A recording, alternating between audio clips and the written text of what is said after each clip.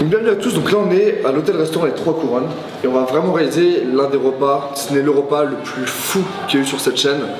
C'est un repas, ils ont commencé à bosser dessus cet hiver. Donc vraiment ça fait 8 mois qu'ils sont dessus. 8 mois. On bosse avec l'un des meilleurs sommeliers du monde. Je tiens juste à te présenter à un bon ami, Lionel. Et il m'a dit, Fadi, voilà, on organise un repas 4 mains ici. Avec Pierre Crépeau, mon ami Pierre. Pierre.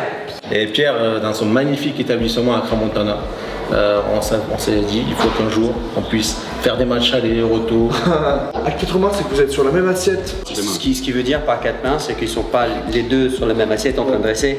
C'est qu'ensemble, les deux, ils ont imaginé, créé un menu qui fusionne leurs deux cuisines. Alors, je tiens à dire aussi que c'est 2 chefs étoilés. Aussi, donc pour savoir que on est sur un niveau très haut. 2 chefs étoilés. Voilà. 2 étoiles de 2. C'est vraiment le repas le plus incroyable qu'on va avoir sur cette chaîne YouTube depuis qu'elle existe. Vous savez cuisiner des crêpes. À la maison, bien sûr, pour 4 heures. Ils savent vraiment tout faire, même le 4 quarts. Ah, ça, c'est le énorme, c'est énorme ce qui se passe, c'est énorme ce qui se passe. Ouais, écoutez, c'est cool, bah. On y va? On y go? On y va. Allez, bon appétit, alors. Parti à table.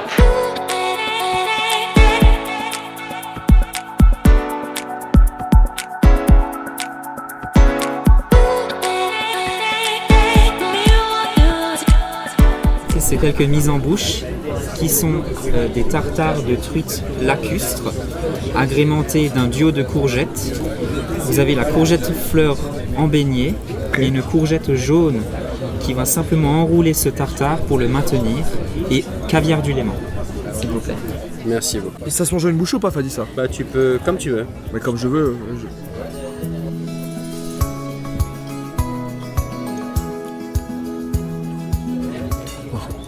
Wow. T'as vu le plaisir de la mastication? Comme ça craque, comme ça explose en bouche. Parce que t'as qu'une bouchée, donc t'en viens pas à... Et du coup t'as tous les goûts déjà dans la bouche. Ça explose en bouche. Mais on sent l'explosion en bouche. Ah, la truite, elle est magnifique, la truite. Ça c'est génial. Tu vois, Hugo, quand tu vas manger, je te jure, en fait tu le prends, t'as juste à prendre ce petit truc, tu le mets dans la bouche. Et genre c'est un truc de fou. Et vraiment, par contre, ça te donne faim. Et là, le mot amuse-bouche, il est vraiment bien choisi. Tu sens que... D'ailleurs, je vais aller le pétard parce que j'ai faim maintenant. Tu sens comment maintenant la salivation commence à venir? Ouais. Tu sens la salivation? Déjà, je baffe beaucoup, moi, mais là... Ouais.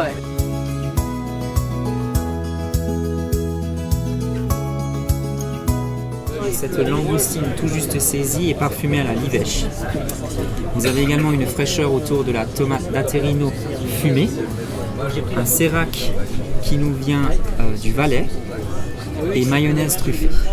Alors, c'est quoi un sérac? Alors le sérac, c'est un fromage qui a été élaboré avec du petit lait. D'accord, et la livèche? La livèche, c'est une herbe que l'on trouve essentiellement dans les montagnes et qui est au senteur de céleri. Tu connais tout. C'est quoi le nom de mon ex? Ah, ça je sais pas. Ah, ok, d'accord. Non, parce que je voulais rajouter quelque chose, c'est que mes tomates préférées à moi, c'est les tomates d'Aterino. Et je te jure, elles ont un goût de folie. Je suis très content qu'il y ait cette tomate ici. Déjà, c'est magnifique. Vraiment. Le but de cette soirée est de présenter un seul et même cépage, mais de montrer qu'avec un seul et même cépage, on peut avoir plusieurs types de vins grâce au terroir. Donc là, on va partir dans le sud de la Bourgogne, dans le Mâconnais. On part sur entre guillemets, une petite appellation méconnue du grand public. Le but là du vin, sur l'harmonie de la structure aromatique, est de jouer donc sur les jeux de texture entre les agrumes et la structure aromatique du plat qui est la livèche, pour créer l'harmonie avec la langoustine. Voilà. On est dans un niveau Non, mais c'est incroyable. fou, je te jure que même quand il m'a apporté le plat, je me suis dit, je le vaux pas ce plat. Je te jure, il est tellement parfait, vraiment, je te jure, ça fait bizarre de manger des trucs comme ça en vrai. Je connais même pas ce goût. Non, mais... Il est super bon, mais je connais même pas ce goût. Ah, j'adore. Tiens, elle est mi-cuite. Et la langoustine, il faut toujours qu'elle soit le moins cuite possible. Tu as légèrement saisi ou 60 secondes en vapeur. Vraiment le minimum du minimum. C'est vachement cool parce qu'on en parle, mais ce repas, tu sais, j'ai envie d'inviter mes parents, j'ai envie d'inviter plein de gens et leur faire découvrir c'est quoi la vraie gastronomie, tu vois. Alors vous poursuivez donc avec un bar sauvage cuit à la vapeur de citronnelle, Cappelletti Stratacelli, accompagné donc de safran de monde. Bonne continuation. Alors Cappelletti Stratacelli, c'est quoi? C'était la coiffe des carabinieri quelques siècles en avant, et en fait c'est une raviole qui représente la coiffe des gendarmes italiens mais il y a très longtemps. Incroyable. Même les raviolis sont sculptés pour que ça fasse Et des les chapeaux. safrans, et les safrans. Le safran de Monde étant un village dans le Haut-Valais, qui est le seul village en Suisse où on peut trouver donc le crocus, qui est la plante qui fournit donc cette pistille qui est donc le safran. C'est le Alors- seul village au monde Non, En Suisse. en Suisse, où il y a du Alors- crocus. Là c'est du bar sauvage. Putain, c'est beau, regarde-moi ça. Et là, lorsqu'il est bien cuit, tu sais ce qu'on dit? Qu'il est nacré. Parce qu'on doit voir Oh, c'est délicieux. entre chaque entaille les nacres. Que ce soit du poisson ou des crustacés, langoustines, langoustes, etc. Il faut vraiment pas trop le cuire. Ce qui est très fort, je pense, c'est parce qu'il y a 8 plats. Et que, en fait, quand tu fais un truc à 8 plats, tu veux pas avoir un plat en dessous. Et là, depuis tout à l'heure, ils apportent des trucs. À chaque fois, t'es waouh! Et ça passe tout seul. Et ce qui est ouf, c'est que t'as pas mal au ventre, quoi. J'ai l'impression que là, je pourrais manger 16 plats comme ça. Alors là, du coup, on part sur un petit shot glacier. Donc, c'est un peu un trou normand, je pense. C'était un trou normand. En gros, c'est un glaçon. Ils ont creusé le glaçon, ils ont fait un trou et ils ont mis de l'alcool dedans. Ils ont mis de la tease, pour faire précis. Alors, le principe du trou normand, c'est que lorsque tu as un repas qui est assez allongé, il te permet de donner un petit peps pour pouvoir le continuer. C'est dur à deviner ce que c'est. Moi, je pense que c'est très Et subtil. j'adore ça. On dirait que c'est une compotée d'alcool en fait. Je Shot. connais l'alcool en plus. Attends. Apportez-moi un deuxième. Attends. C'est un shooter qui est fait à base d'abricots du Valais Ok. et d'une bière qui est massée. C'est la bière, je suis une merde en vrai, putain. Vincent, t'abuses, t'aurais pu laisser un peu de temps. Attends, là on va couper sa séquence et on va faire signe que C'est de la bière. c'est la bière. Putain, c'est grave bon en plus. C'est la 22e assiette 23e. On arrive au bout, c'est la 6e. Alors là, place à la viande. Ça, c'est le veau du Piémont, veau de lait du Piémont, qui est savoureux, qu'on a cuisiné en crémolata, avec les agrumes du sud de la France. Et on a fait une tartelette aux légumes provençaux. On va retrouver les fenouils, vous allez avoir plein de goût. On va se croirer un peu dans la garrigue. Il faut se régaler tant que c'est chaud et prendre du plaisir. Il kiffe tellement ce qu'il fait Non, quand mais il c'est parle. incroyable. Je te jure. Non, mais c'est incroyable. Ce mec là, il me parlerait d'un caillou, je pourrais l'écouter pendant une demi-heure. C'est pour ça qu'on a commencé par un caillou. Ah, c'est pour ça que c'est vrai. On a choisi le 2012 pour deux choses. Respect de la finesse de la viande, respect du millésime et deuxième point, c'est surtout la minéralité finale, parce qu'on parle aussi de minéralité dans les vins rouges qui va donner toute la dimension, surtout par rapport aux petites amertumes, toutes des garnitures qui accompagnent pour sublimer le plat principal.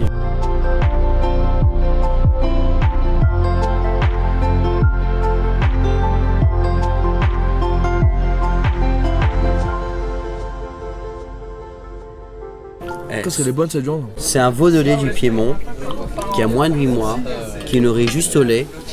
Et cette particularité, c'était très dur pour moi d'y arriver. Ça m'a demandé 2 ans pour Oula. avoir l'appellation né, élevé et abattu au Piémont. Parce qu'au Piémont, tu peux avoir l'abattage, mais le veau peut venir d'Espagne ou du Portugal. Là, c'est né, élevé et abattu au Piémont. Il faut savoir une chose, si le meilleur porc vient d'Espagne ou la meilleure volaille vient de France, le meilleur veau de lait, c'est du Piémont. Tous les grands restaurants qu'on a fait, la viande, que ce soit la langoustée, la viande, les fruits, etc. Tout le temps, ils mettent des petits légumes croquants. Et du coup, ça c'est vraiment un produit brut qui est exceptionnel. Alors, je vais t'expliquer pourquoi le légume croquant est important. Non. Nos ancêtres étaient des chasseurs-cueilleurs. Et pour reconnaître si le légume, le fruit était comestible, il fallait qu'il soit craquant. S'il était flasque, c'est qu'il n'était pas. On aime ce côté craquant, parce que ça fait partie de nos gènes préhistoriques d'aimer le côté craquant des légumes et des fruits pour savoir qu'ils étaient frais. Waouh. T'as fait la vaisselle et t'es oublié de donner de la mousse quoi. C'est exactement. N'hésite pas à rincer tes assiettes. Il y a de la C'est mousse. le Mont Blanc. C'est le Mont Blanc. Le Mont Blanc. Je voyais beaucoup plus grand. C'est travaillé en fait sous 3 parfums différents. Fraise mara des bois, rhubarbe et menthe sauvage. Il y a une opaline de meringue sur le dessus qu'on va vous inviter à casser. Une opaline. C'est quoi Moi je te dis, moi je suis youtubeur donc moi les mots à plus de 3 C'est la syllabes je petite panique. sphère en fait creuse qu'il y a sur le dessus. L'hémisphère creuse, Exactement. lunaire. Merde, j'ai pété à ma meringue. Ah, j'ai pété à la meringue direct sans faire exprès. Je l'ai éclaté en vrai. c'est fait exprès. Ouais, on dirait un kebab en vrai. Là ça ressemble plus à rien. On filmera ton assiette Hugo parce que moi c'est un cassoulet en fait de meringue. Putain, il y a la crème pâtissière dans la meringue. Moi c'est un truc que je kiffe grave. Ça, c'est un dessert signature de Pierre, justement. Et c'est son dessert signature, il le réinvente avec les fruits de saison. Et c'est à la fois coquin et tellement léger. Juste comment tu fais la mousse? En fait, c'est tout simplement Et c'est une infusion de citron avec de la lécithine de soja. Donc c'est-à-dire que si je mange que de la mousse, j'ai un goût. Voilà. Et quand tu le mets en bouche, ça disparaît. Oh grave. T'es toujours en train de créer tout le temps, essayer de... Et c'est un sport d'équipe. C'est pour t'éclater quoi. Vraiment, c'est un truc. Qu'est-ce qu'on fait maintenant? Alors, tu sais, les émotions que tout le monde veut retranscrire, ce que tu as au fond du cœur, tes souvenirs d'enfance, tu peux tout ça, tu peux mettre un petit peu de tout dans une assiette. Avec les équipes, hein, qu'est-ce que tu as envie? Comment tu le verrais les choses? On essaie d'une façon, ah, peut-être, on n'est pas le 100%, une autre façon.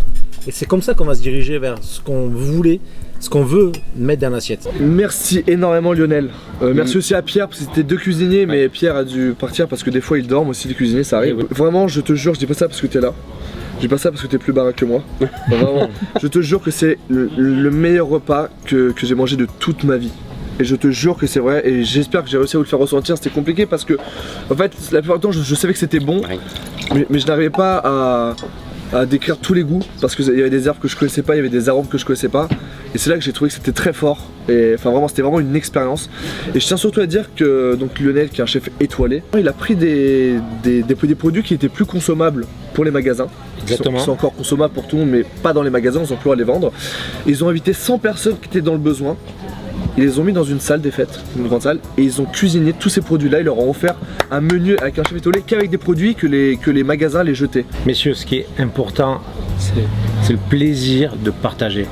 Le plaisir de la table, c'est ce qu'on nous a inculqué à tous, c'est le partage avec ses amis, ses proches, des gens qui ont plus besoin que nous. Et ça, ce sont des basiques qu'il faut respecter. Et cet événement-là, c'était un peu avant Noël, et c'était l'organisme Cœur à Cœur qui m'a sollicité. C'était un grand plaisir et un privilège de cuisiner pour tous ces gens.